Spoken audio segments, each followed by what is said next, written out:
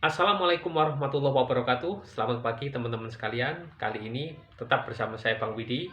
Kita akan membahas tentang ikan asin ya. Apakah ikan asin ini bisa dikonsumsi oleh orang yang menderita MAH, menderita gangguan asam lambung, gastritis, tukak lambung, ataupun GERD?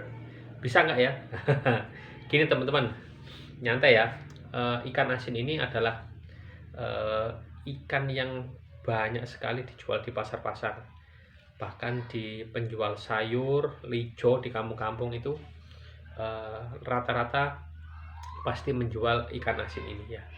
Karena apa? Permintaan dari masyarakat itu juga besar, peminatnya besar. Yang seneng ikan asin itu banyak sekali ya, karena memang dia memiliki rasa asin yang khas ya, enak juga. Apalagi dicampur dengan sayur lodeh ya, itu nikmat sekali ya. Tapi apakah itu bisa dimakan oleh orang yang gangguan lambung ya? Begini teman-teman, langsung saya kepada to the point-nya ya. Ikan asin, stop, hindari, jauhi. Ingat ya, stop, hindari, jauhi. Mengapa demikian? Nah, satu ya, karena ikan asin ini bukan ikan yang fresh ya. Dia berpotensi sekali ya menyimpan bakteri ya. Karena apa? Dia sifatnya itu terbuka, dijual apa adanya tanpa bungkus, dan dia juga diawetkan ya. Memang ikan awet-awetan dia, ikan awetan, bukan ikan fresh kayak ikan bandeng misalnya, atau ikan lele, ikan patin ya. Itu kan dijual dalam kondisi segar ya, seperti itu teman-teman. Jadi bedakan ya. Kemudian dia juga punya kadar natrium atau kadar garam yang tinggi sekali, dan itu kurang baik untuk lambung ya. Kemudian yang paling ya, poin paling penting mengapa ikan asin ini tidak saya sarankan itu adalah tingkat kebersihannya teman-teman ya. Meskipun setelah beli di pasar itu dicuci pakai air yang mengalir ya, pakai sabun. Masa ikan asin pakai sabun karena takut kotor ya, nggak mungkin ya, paling-paling cuma disiram pakai air ya, pakai air deras, pakai air mengalir itu ya. Itu pun juga nggak menjamin kotoran yang bukan kotoran ya, kotorannya mungkin sudah hilang ya, nggak kotor lagi, tetapi bakteri-bakteri yang berukuran mikro yang sudah meresap atau ada di dalamnya itu kan nggak mungkin dibersihkan dengan air yang mengalir ya teman-teman ya.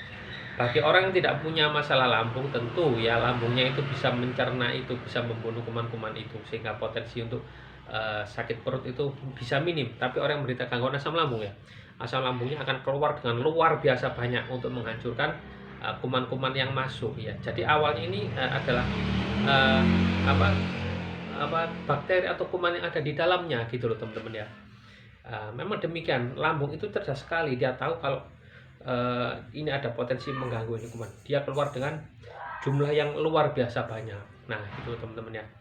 Karena ada gangguan ya dari saraf-saraf lambung ini, maka keluarnya itu nggak ukuran ya, kayak kalau orang normal keluar secukupnya, selesai udah tercerna ya sudah. Tapi kalau yang menderita gangguan asam lambung, setelah dia selesai dicerna sudah masuk ke usus, asam lambungnya ini nggak henti ya, masih terus ya. Jadi namanya juga gangguan dispepsia ya, terganggu ya. Nah seperti itu teman-teman ya. Kemudian juga dari teksturnya juga, dia punya tekstur yang cenderung ke arah keras. Nah itu teman-teman ya.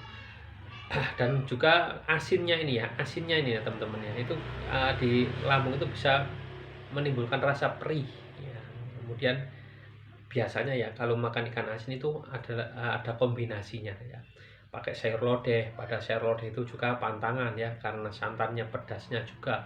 Kemudian sayur nangkanya itu ya, nangkanya yang buat isi lodeh itu juga berserat keras, itu juga pantangan untuk lambung yang bermasalah gitu teman-teman ya.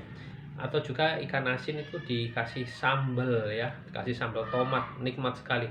Sambal tomat juga pantangan ya, cabenya, terasinya, tomatnya itu juga pantangan ya. Jadi sebaiknya teman-teman hindari dulu makan ikan asin ya.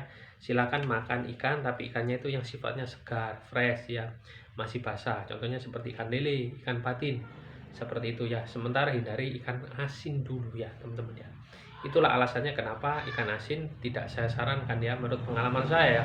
Kalau teman-teman oke, nggak masalah ya, punya prinsip sendiri, punya cara sendiri, punya aturan sendiri ya, punya pola makan sendiri, terserah ya. Saya di sini hanya men-share sebatas pengalaman dan pengetahuan yang saya miliki, dan tiap orang biasanya itu berbeda-beda ya. Berbeda-beda, bukan makanannya beda, makannya sama, tapi beda tingkat keparahan lambungnya gitu ya. Itu aja teman-teman yang bisa saya sampaikan ya, semoga bermanfaat. Sementara saran saya, kalau lambungnya belum sembuh, lambungnya masih error-error, hindari ikan asin dulu. Oke, terima kasih sudah menyimak. Wassalamualaikum warahmatullahi wabarakatuh. Salam sehat jiwa dan raga.